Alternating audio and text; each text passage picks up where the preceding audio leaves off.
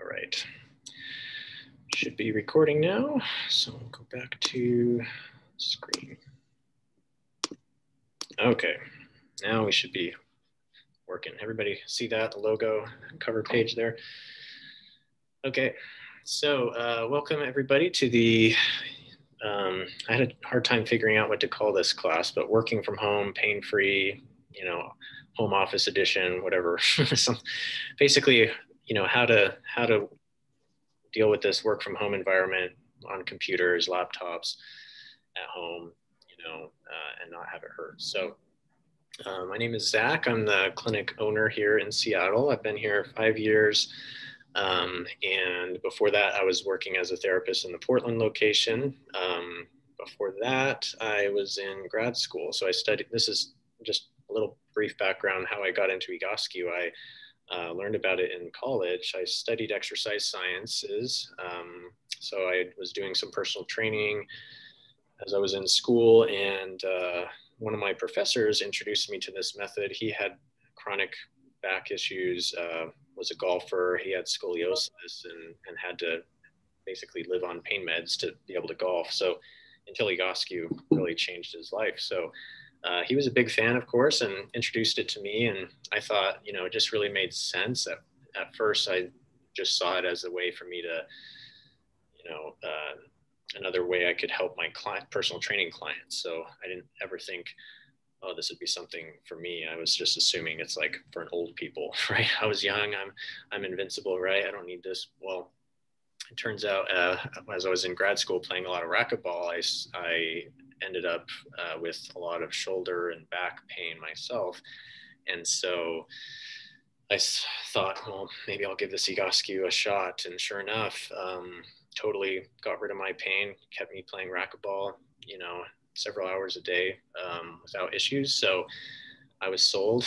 And what really stood out to me is, as if any of you have ever had your posture assessed before, it's kind of eye-opening when you see yourself on the pictures with lines on there. And I noticed how twisted my torso was. My shoulders were rounded, my head was forward, my feet were doing this. And, so it was obvious that it became clear then, at least, that racquetball wasn't the problem. The problem was my body was out of alignment, was out of balance, and bringing that body to a court and, doing anything, whether it was racquetball or in this case, working on a computer from home. It's kind of the same thing. It's a demand we're putting on our bodies. If our body's not in the right position to begin with, it's going to be that much more stressful and that much more likely to cause you pain. So that's where Egoscue comes in. So this is a method that is all about correcting body alignment, posture through corrective exercises, stretches, poses, using your body to heal itself, basically. So that's a little bit about me. And I still do my exercises every day, by the way. So this is something that it's a lifestyle. It's something that I continue to do to keep myself out of pain, and so I can stay active. And I've got 2 little girls now, a 6-year-old and a 2-year-old. So that keeps me busy when I'm not working. So, all right. So who can relate to this, right? Especially the past, it's been 9 months. Yeah, 9 months since we've been shut down, but some of you may have already been working from home before, I'm not sure, but most people have spent some time working from home, or even if you don't work from home, this stuff all still applies if you work in an office too, obviously. I mean, it's the same thing, although arguably working from home, you have a less ideal setup, right? You're probably using a laptop, maybe you've got a nice sit to stand desk, but you're probably not moving as much as you used to going into an office. So just made a not ideal situation even worse. So I've been seeing a lot of people who are, in a lot of pain recently since this pandemic shifted everything. So sitting, is it the new smoking? We've probably all heard that saying before, right? Well, my take on this, so, I get it, obviously sitting is not great for our health. But I would argue it's not necessarily sitting that is bad. It's the lack of movement. So you could replace sitting with standing or laying down. I mean, basically, your body is made to move. And if we spend 8+ hours a day not moving, then yeah, it's going to take its toll. So I'm not a big fan of this whole, like, it's almost like vilifies sitting and makes it, this dangerous, evil thing. So I just take a different approach, which is that the problem isn't your chair. It's not the sitting. Just like for me with racquetball, yes, I hurt when I played racquetball, but it wasn't racquetball's fault. My body is designed to play racquetball. Like, I should be able to do that, right? And your body should be capable of sitting, right? It's not, it's, so the real problem, as I mentioned, is the lack of movement and how you're sitting. So that's what we'll talk more about today is, the position of your body. But so I like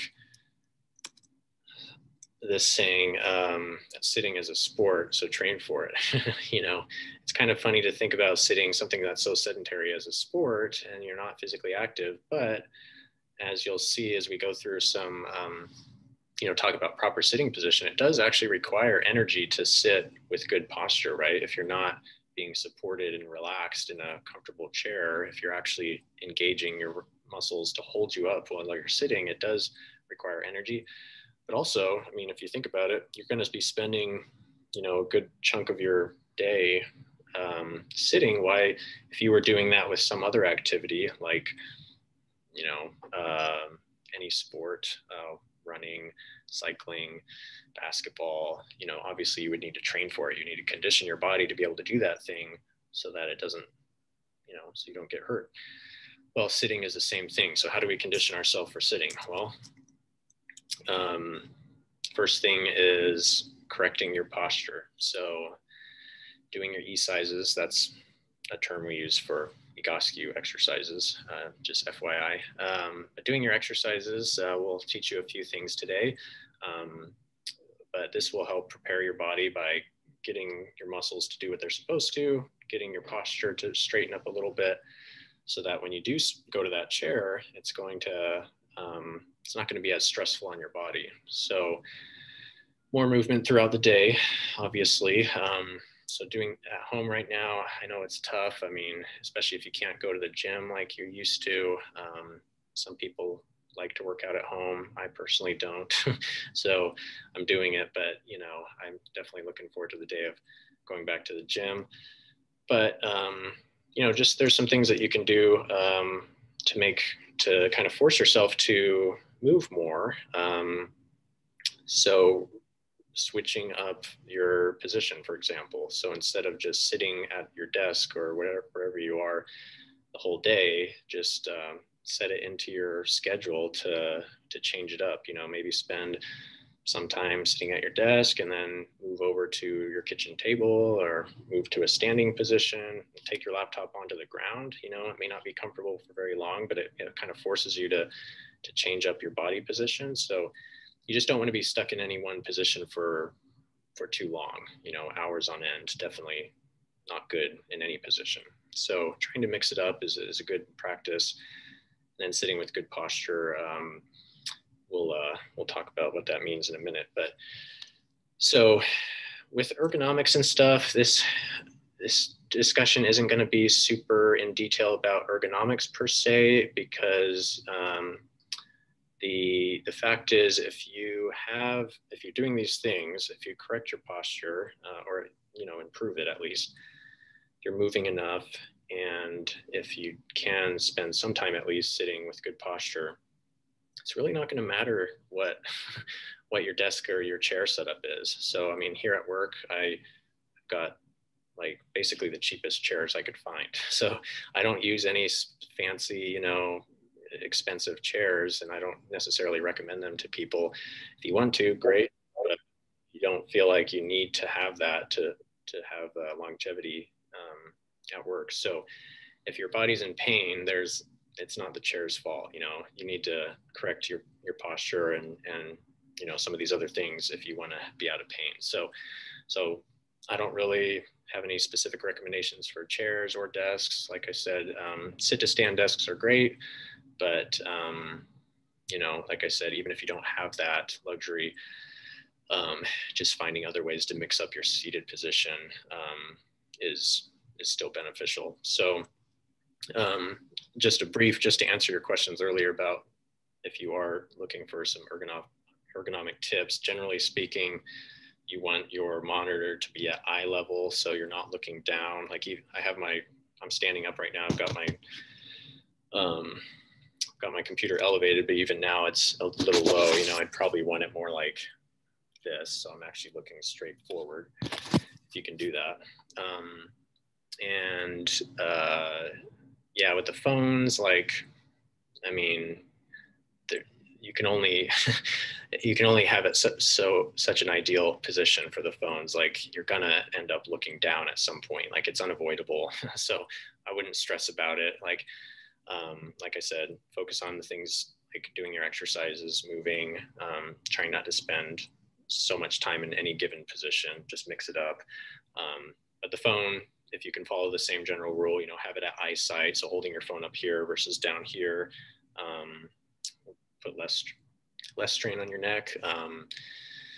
And then, yeah, so sitting is a sport, so train for it. Now, if you have pain when you're sitting, we have to figure out why first, right? So that's where Egoscue comes in. We look to try to find the source of the pain instead of just treating the symptoms. So I'm a car guy, so I'll use a car analogy here, but your check engine light, it's kind of like, pain is kind of like a check engine light for our body. It tells us something's wrong, but it doesn't really tell us what, right? Just like your check engine light comes on, you have to go to the mechanic or get it scanned so you know exactly what's causing that pain. And it's not always damage, you know. It doesn't mean that anything's broken, that anything's necessarily wrong. It's just a warning. It says, you know, something could be wrong if you keep up whatever you're doing right now. Neglect this, eventually it'll become a worse problem. So that's a good way to think about pain. Is, you know, there's a lot of fear around pain, and a lot of you know, Western medicine is geared towards treating pain and reducing that symptom when, you know, not always addressing the cause of it. So just want to keep that in mind. Whatever you're doing, whether it's Egoscue or other treatments, like, are you really treating the cause, or are you just trying to numb the pain? You're just trying to shut off that light without fixing what it turned it on in the first place.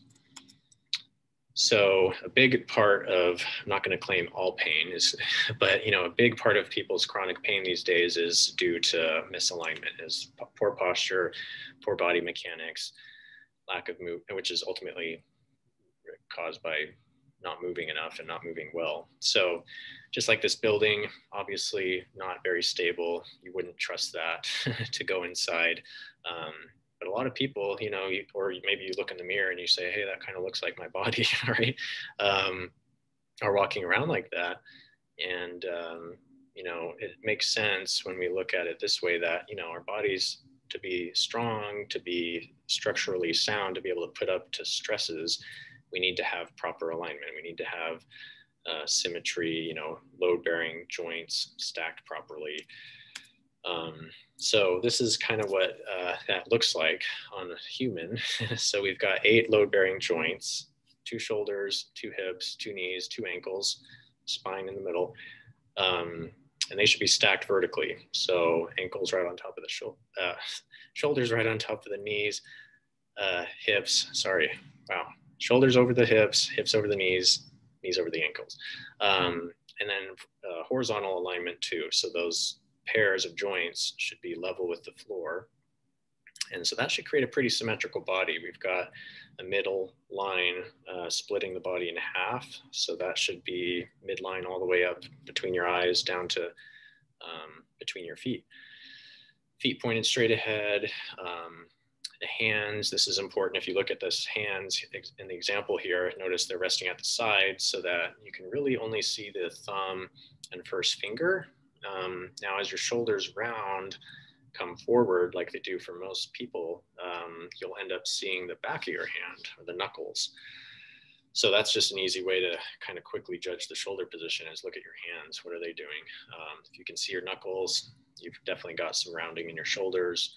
You might notice one looks different than the other, so side view posture is pretty similar. We've got the ankle, knee, hip, shoulder, and then the addition of the ear should be on that line. So this is kind of what the ideal perfect posture looks like. So this is our body's potential, right? We all start off this way, barring, birth defect or if there's some traumatic injury. But, eventually as kids, as we start to get older, we start to sit more, we stop playing as much. We just generally don't move our bodies as much. So they start to get restricted. We start losing some flexibility. We start underusing some muscles or some joints. We don't move through their full range of motion anymore. So over time, we start to lose that ability, and it shows up in our posture as, these imbalances. So we start to deviate from this proper load bearing position. Are we, any questions so far? Is this all making sense? Can I get a thumbs up or? Okay, great. So let's look at some examples, help educate you guys and becoming posture experts by the end of the class. But this is an example, a real client of mine who added some lines on there to help you see the vertical line at least. So if you could take a second and look at that, and then go ahead and unmute yourself and just tell me one or two things that you notice that are different or what's off here with this guy's posture. Well, when I started looking at where the vertex is down below, that it's evenly between his feet, then I proceeded up and I'm like, oh, it's on the left side of his belly button and it's on the left side of his face. So it definitely is off. Right. Yep. So the reference is the ankles. So we start there on the floor, basically equal distance between his ankles. So, but yeah, you can see he's shifting to his left. So it's, so that, yeah, there's more of him on his side of the line than ours. So, yeah, so definitely he's not stacked up vertically there. Anybody else see anything?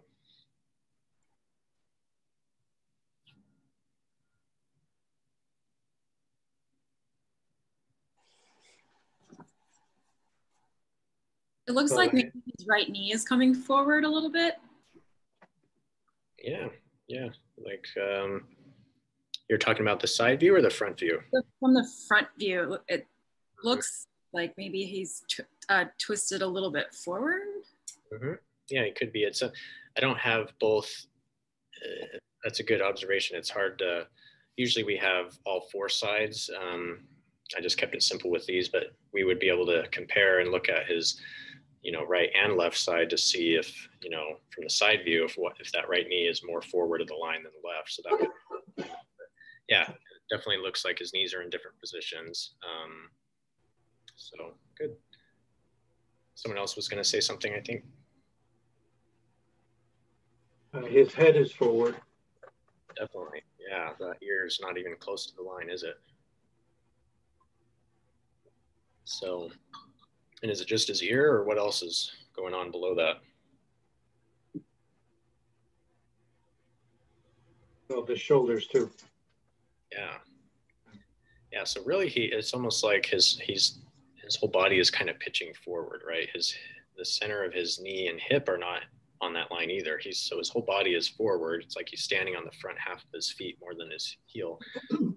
So that just brings the head forward with it, right? So this is why we have to look at the whole body. So someone comes to me with neck pain, for example, and it's obvious that their head is forward. So that most people would think is just, oh, head is forward. I need to get my head back. I need to strengthen my neck and, do these neck exercises, which is what most physical therapists will give you. But if you don't address everything below that, we're missing like 90% of the problem, right? So his ear is actually not that far forward of his shoulder, right? But since his shoulder is so forward and his everything is shifted forward of that gravity line, he can't get his head I mean, if he were to try to get his ear on that red line, he'd be looking up at the ceiling, right? So you have to address everything below it, which means getting the hips to be in the proper position, getting the spine to straighten out more, getting the shoulders back. The head is like the last piece of the puzzle. It's like the tip of the iceberg. So, you know, people were talking about neck and kind of upper back tension and stuff, really common with, you know, being stooped over a computer or a phone for hours at a time. So this is the same idea. You know, I would look at the rest of your body and say, okay, like what are your hips doing? What are your shoulders and is your spine doing? So we just focus on where it hurts, we might be missing a big piece of the puzzle. So if you can get your whole body into a better position, yeah, I mean, it's still possible to look at your phone too much and have some neck soreness, but you're much less likely to have pain if your body's in a good position to begin with, right? Versus this guy, if he were to look down, his head is going to be even further forward, right? Even more strain on his neck versus if he was actually straight up and down to begin with. So, okay. So here he is a couple months later, I believe. So besides getting a shirt on, what changed?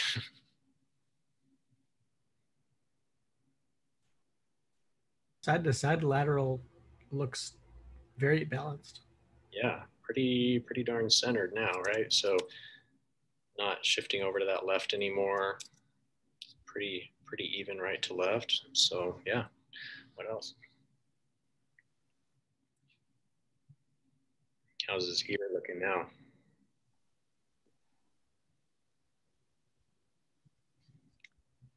Looking balanced front to back as well. Yeah, so huge change there. And once again, it's not just his head that went back, but you look at hips are not as forward. His spine his upper back is straightened out, not as rounded up at his shoulders, and therefore his neck is now able to actually stay straight above his shoulders, and it's almost perfectly aligned there. So, and of course, you can imagine he's in a much less pain now too. So, the important thing here is what really changed is he did the work. He did the exercises. He put in the time each day to correct these muscle imbalances that were causing his posture to be off like that. So that's the thing to remember is your posture is not something that's stagnant or permanent. It's always changing, and you can manipulate it for better or for good. So depending on what you do. So it's all controlled by muscles, and bones do what muscles tell them to do. That's what we say around here. So, okay, let's review a couple other example case studies, if you will. This is a younger guy. He was, I want to say, like 17 or something, a teenager, and spent a lot of time on the computer. He was he was going into he wanted to become a programmer, so he was, spending a lot of time on the computer, of course. And when he wasn't, and he worked someplace on a computer doing IT stuff, and he played computer games. So basically, his whole life he's on a computer, and you can tell even at the top in the white shirt, even at 17, his posture is really showing it, right? His head is super forward, his hips are really saggy, kind of tucked under, make his knees bend. So his whole body's just kind of conforming to that seated position, right? And look at his hands, right? Resting in front of his legs instead of at the side. You can see the backs of his knuckles. So green shirt there at the bottom, obviously made a huge improvement. Still has a little ways to go, but nice thing is starting this young is your body adapts pretty quickly. It's much easier to correct these things when you're young. It's not impossible when you're older, but it just, your body's more malleable at that age. So this was only after about a month or two, I think. Pretty dramatic improvement. So just showing, not just the posture improvement, but how Egoscue will help as you get your body in better position. It also means that your joints are functioning better, moving better, and therefore, flexibility generally increases. So see this woman example on the left there, bending with mostly using her back. All the spine is what's trying to get her to the floor because her hips are stuck, you know, and this happens a lot when you sit for hours and hours at a time, is those muscles in your hips get really tight and weak generally. And so you stop moving there, and so your back has to make up for it. So now all that extra stress on your back can lead to back and neck pain.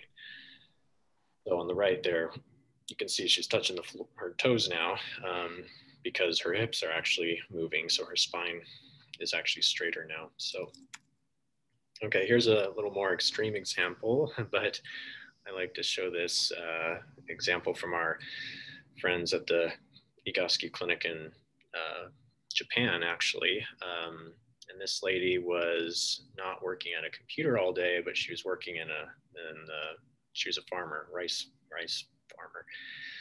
So similar idea though, right? She's not bent over a computer. She's bent over the ground in a stooped position for many, many hours for who knows how many years. And as a result, her body adapts, learns how to make it easier for her to get in that position. It just, she gets stuck there, right? So that's the other thing to remember, is your body is doing you a favor when it changes its posture. It's adapting to what you ask it to do. Problem is, being in that position that's different from our body's design for long enough will cause problems. So you can see at the bottom there, that was after just one session of just, she spent a lot of time on the floor, letting her back straighten out, but pretty amazing how quickly your body can change if you ask it to. So a couple more here. This shows here on the left, we've got a younger athletic guy who's, really active, fit, strong, but yet still has postural issues. You can see that his head jutting forward, really rounded shoulders, hips are forward, kind of like that first example I showed. And so he had a lot of carpal tunnel, elbow, shoulder, neck, back. I mean, a lot of pain for being a guy in his 20s.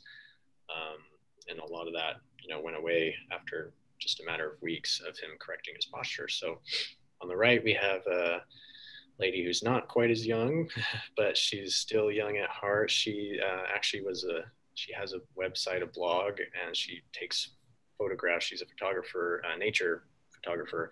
So she hikes and takes pictures of flowers, and I think mostly flowers. She catalogs like all the different wildflowers in Washington or something. It's really cool. But so she's hiking like 10 miles at a time sometimes with a backpack in her 70s, and I think almost 80. So on the left there, you can see the condition she came in with, a lot of back and neck issues, as you can imagine. But after correcting that, she's able to continue her passion without any pain. And yeah, so it just goes to show it's never too late. Sometimes I get asked that, like, oh, I'm 61, or oh, I'm 70, or it's not really an excuse. You can change your body at any age as long as you move it and take care of it. There's no reason you shouldn't be active and be able to live a pain-free life at any point. So it's never too late. All right, so now for the fun part. I'm going to show you some things that you can do to implement right away in your day-to-day, whether it's while you're working or before work, after work, anytime. These are easy things you can do anywhere, just requires your body. So we're gonna stand up first. So everybody, if you're not already, go ahead and stand up. And if you were sitting, just kind of, I guess before you stand up, notice, like, are you comfortable sitting? Or you feel like you're ready to stand up? You need to stand up? Any pain that you have, are you, so just kind of make a mental note how you just felt after sitting for a while. Stop sharing my screen so you guys can see me better. Okay, so we're going to be standing and back so you can see me.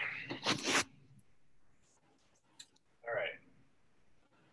Okay, so first thing, actually, your hands. So for the next two exercises, we're going to take our hands like this and tuck the fingertips in. Okay, so I'm not making a closed fist. I'm keeping them open, just the fingertips are in, thumbs are out. So like thumbs up. Okay, so we call that golfer's grip. So just start with your arms at your side. Okay, try to you guys still hear me? Yep. Okay, so stand, look down at your feet, make sure that they are hip width apart, which an easy way to judge that is just get about a fist width between the big toes. Okay, so that'll put your feet right below the hip joints, not the outsides of your hips, but the actual hip socket in there deeper. And make sure your feet are pointed nice and straight. So for most of us, that means turning them in a bit. And even go a little pigeon-toed. I'd rather have you kind of overcorrect and turn in slightly rather than being turned out. So that's important. So feet are straight, hip width apart, golfer's grip. Pull your shoulder blades back. Squeeze the shoulder blades together. Do a side view. Now notice I'm not going up, so you don't shrug up to your ears. You just go straight back. And then raise your arms out to the side. Arms are straight, thumbs are forward. And then you're going to circle like this.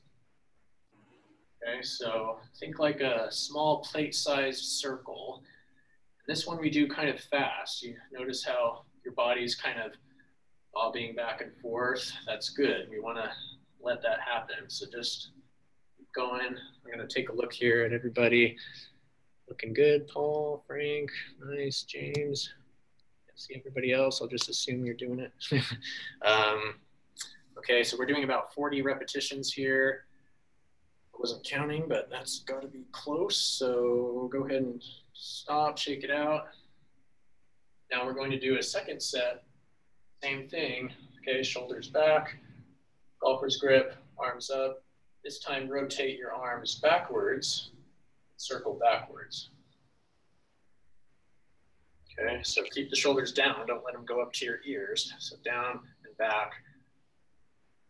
Follow the direction of your thumbs. Good. Once again, do about 40 repetitions. Is it normal to feel or almost hear my shoulder blades? I've been intrigued with this, that like no other exercise has ever kind of made my bones talk to me like that. You're getting like some crunching or popping or what? Yep. Yep. Is it normal? Yes. Is it ideal? No. That should, I mean, it's generally just you're moving in ways that your body's not really used to, or you're in a position that's new. So the more you do this, and as your posture improves and your joints loosen up, it should happen less. Okay. Not necessarily anything damaging. I mean, you're not causing damage by doing that. It's just, you know, that's pretty common in the shoulders to have some crackling and stuff. So, okay. So next exercise, this one, we'll use our golfer's grip again. Now you can do this just freestanding like this, or even better would be if you can do it up against the wall. So stand with your back to the wall. So if you have that available, go ahead and stand. So put your heels up against the wall, your butt, your upper back, and your head if you can. If you can touch your head to the wall, great. If you feel like you're straining your neck to try to get your head back there, don't force it. But just try to stand up against the wall. Feet are pointed straight like earlier. Golfer's grip. Fingers, knuckles are going to go just behind your eyes. So thumbs are pointed down. Just kind of on your temples here. Head back on the wall if you're on a wall. And then don't move your wrists. Just going to move your elbows forward, touch, and then go back. Try to touch the wall behind you, or just go as far as you can. Just kind of open and close like that. So your knuckles are just pivoting on your head, basically. And keep going. Let's do 20 of those. Looking good. Nice job, everybody. And I should have made a caveat before we started this. If any of this causes you pain, like if it's not comfortable, I mean, it might be challenging. You might feel some muscle soreness or tightness moving in a new way. That's okay. But if you actually have some like actual like sharp pain, something that tells you, I shouldn't do this, don't push through it. Just stop and maybe check with me afterwards, and I can give you some other recommendations. But generally, we don't want to do anything that causes more pain. So we got to just find an alternative until your body's in a position to do this better without pain. So, all right, looks like we did about 20. Okay, last thing now, we're gonna stand and put your fingers like this. Straighten out your arms, okay? Keep your shoulders down once again. And then go straight up as far as you can. Now, the important thing with this one is that you're not going to bend backwards. So keep your back straight. So don't do this. You know, don't lean back. Just keep your back neutral. Go up as far as you can, and then tilt your head back and look up at your hands. Keep the elbows locked if you can. Hold that for 1 minute, okay? So this one's really going to challenge you if you got tight upper back and shoulders. Keep breathing. Don't hold your breath. Looking good. And by the way, all 3 of these you can actually do sitting too. So if you didn't even want to get up out of your desk, you could do it sitting. But of course, I always recommend standing if you've been sitting a lot. So keep going. You're almost done.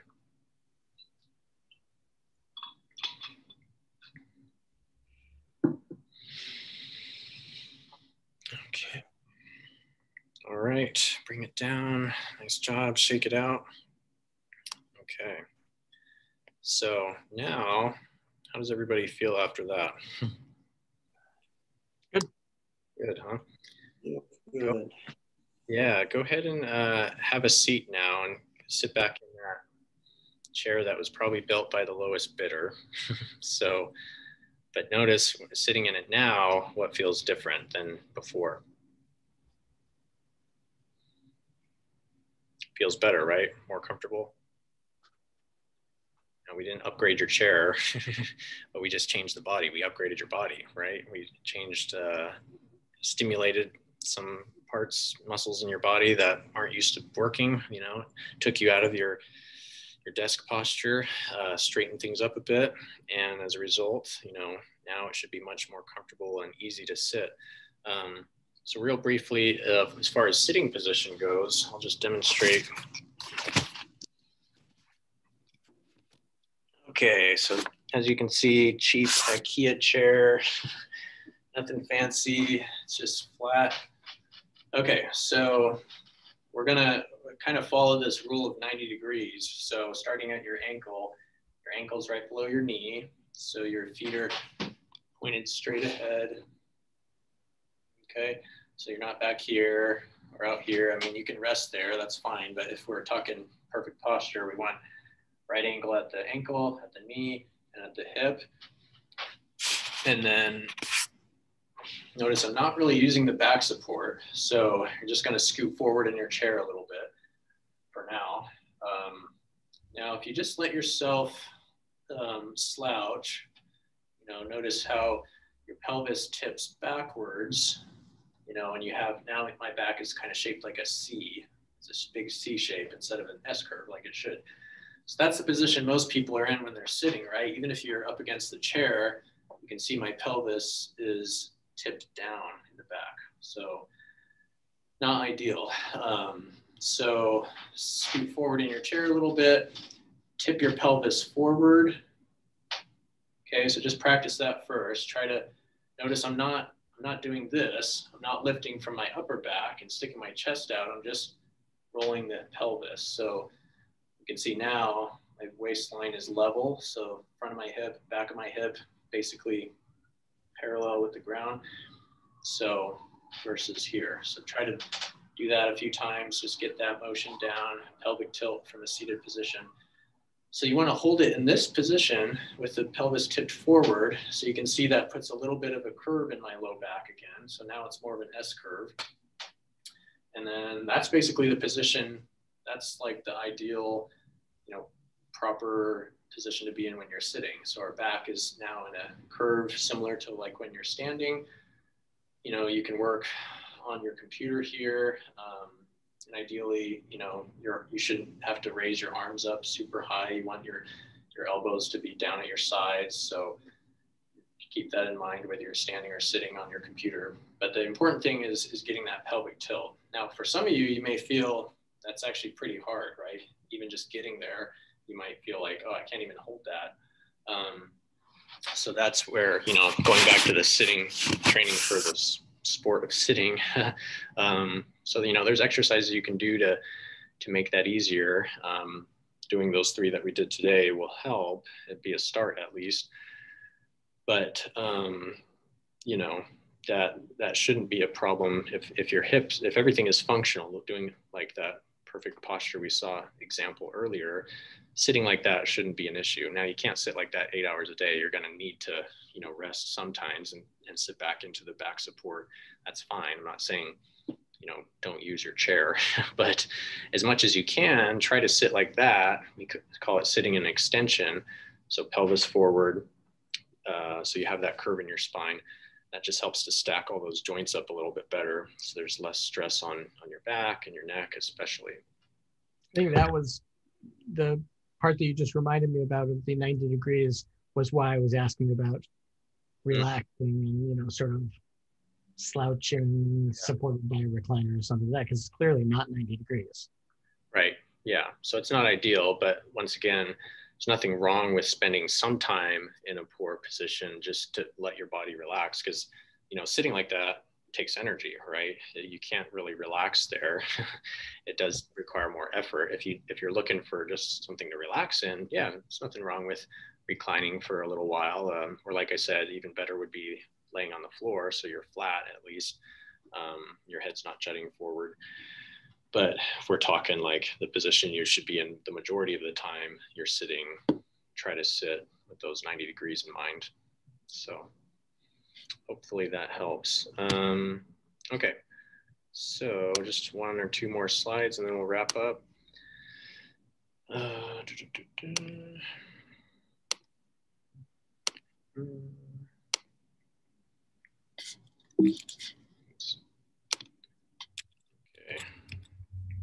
All right, so what's the next step here?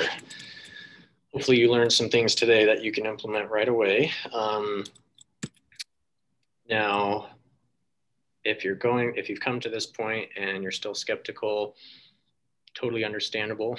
You know, it's Egoscue is definitely something that a lot of people haven't heard of, and it you know, kind of goes against a lot of maybe what you've been taught or know about already. So it's good to have questions. I think probably the best source to get those questions answered is this the founder himself. So the Pete Egoscue, where the name comes from, he wrote several books. Pain Free is one of them. It's the most popular. It's probably the best if you're just going to choose one.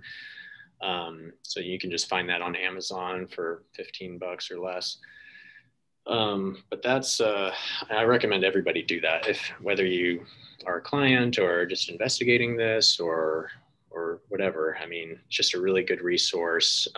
He talks about, obviously more in depth about the method and how it works and why.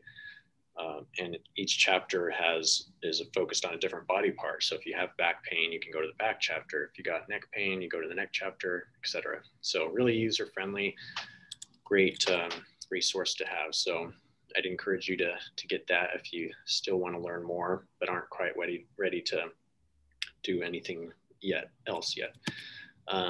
Now, maybe some of you are feeling like, oh, this kind of makes sense. And yeah, I could see how this might be helpful. And, but you know, you still have some questions about how it relates to you specifically. Like, is this got this weird neck thing, or, you know, how does this posture stuff, can it help with my foot pain? Right. So we didn't talk about that. So, you know, I'm here to answer those questions. If you want to schedule a one-on-one free posture evaluation, we'll look at your posture specifically, put those lines on there, just like we did with those examples earlier. And that way you can see, first of all, what's going on with your body. And just know it's always good to have more information, you know, helping you understand what that check engine light is telling you, right? And then we can talk more about your situation, answer your questions in more of a one-on-one setting. Happy to do that for no cost to you. You know, we can do that over Zoom preferably, so we can see each other, and that's usually like a 20 or 30-minute consultation. So just reach out to me. You can email Seattle@egoscue.com, or go to our website, find the contact info there. That's fine. So now the third step, if you're ready to actually take action, you feel like, okay, this makes sense and I need this and I feel like Egoscue can help me, then I'm happy to help. You know, the way that you're going to get the best results, so to see those results that the before and afters we were showing, the most important thing is doing your exercises. So if you can commit to doing your exercises every day. Now, how long that takes is up to the individual. On average, I'd say most people spend about a half hour a day, but you've got people doing less, I've got people doing more. So we work around what your needs are. But basically, if you can do your exercise every day and go through, you know, get the constant follow-up that you need to make sure that your body is progressing, because what's going to happen is you'll do these exercises, your body will adapt to them, posture will get a little bit better, your symptoms will change. And so the exercises need to change too. It's not like a one-time fix. You know, your body's going to transform over time. And so the exercise routine will change too. Things get easier, your abilities improve. So therefore the exercises need to adapt as well. So that's why we have these packages. So either 8 or 16 sessions is typically how we do it. And we package it that way because that's what we found to work best for helping someone get from, you know, point A, which is you're in pain, you don't know how to fix it, you've tried everything else, you know, you're whatever, you know, you're suffering, right? And taking you from there to, you know, hiking without pain and working, enjoying your work again, because you're no longer being nagged by chronic neck pain or carpal tunnel, whatever. So it's a process, you know, it's not going to change overnight, but like you saw in those examples, you know, within a relatively short amount of time, a couple months to a few months, generally, we're doing those sessions usually on a weekly basis, at least while you have pain and you have limitations. As you start to get better and we move into more just of a strengthening phase and then ultimately a maintenance phase where you're just, you know, no longer have limitations and you can do whatever you want. Still requires work to stay at that level. Just like I still do my exercises every day. I don't have pain anymore, but I want to keep it that way. So, you know, continue to stay accountable like that over time is going to be your best bet. So those that we're offering 15% off through the end of the month. So those are the prices with our normal prices and then crossed out, and that's the price after the discount. You can share the 16 session package if you want. That can be shared with a friend or family members, as many people as you'd like, and that gives you a cheaper rate per session. But yeah, so that concludes it. Does anybody have any questions still that haven't been answered?